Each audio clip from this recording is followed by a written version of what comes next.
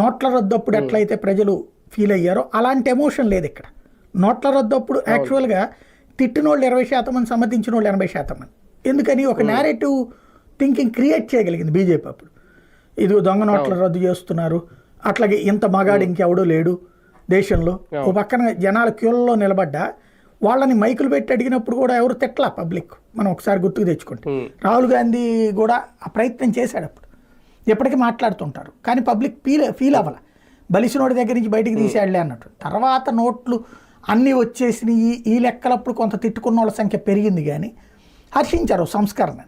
అలాంటి ఒక positive feeling ఏం లేదు ఇప్పుడు జనంలో ఈ దీంట్లో. బీజేపీ సింపథైజర్సు లేదా బీజేపీ అనుకూల పార్టీల సింపథైజర్స్ ఎవరైతే ఉంటారో వాళ్ళ వరకు ఉండొచ్చు.